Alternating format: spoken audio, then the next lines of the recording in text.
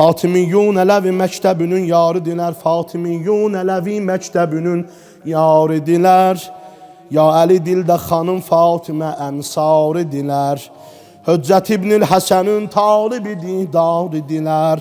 Fatimə bayrağını hər yerə nəsb eyləsələr, Məhdi Fatimə ol məclisə əvvəldə gələr.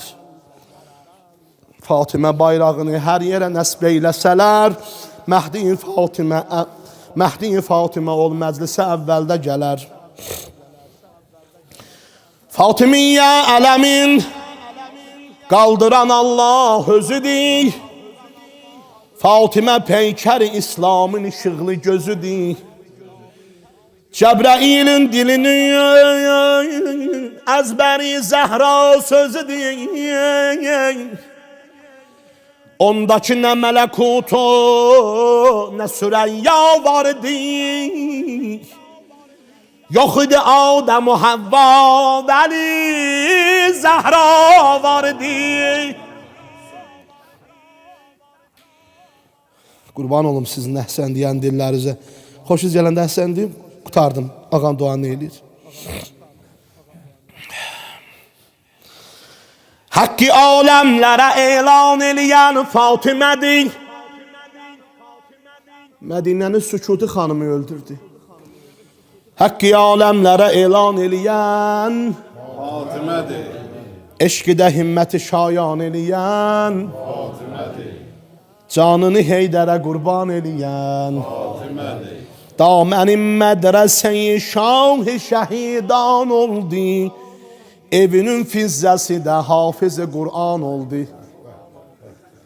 Nə soruşurdular Qur'anla cavab verirdi. Ölənə qədər başqa söz demədi. Ey daməni mədrəsə-i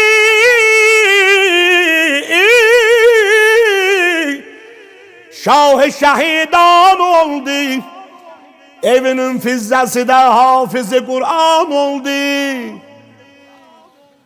Ay ay teşne-i feyz içə bir cürə, teşne-i feyz içə bir cürə əgər Kəvsərdən, eşqidə sibqət alar Xızr ilə İskəndərdən, öpər aləm qədəmi Fatimə-i Əthərdən, mültəmis dərdinə dərman eləyən Fatimədir, köynəyin sağ ilə ehsan eləyən Fatimədir, qapsın döysün onun, dildə kimin mətləbi var? Xanım, dərdimiz var ay xanım.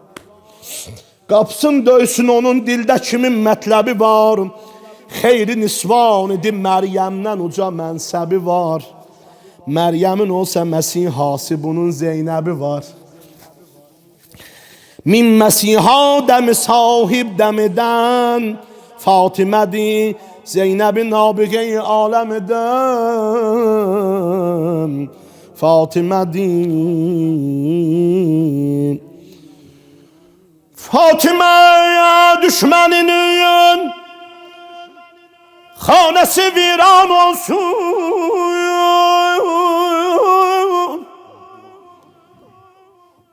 Düş dəxil adına qoş, müşkülün asan olsun.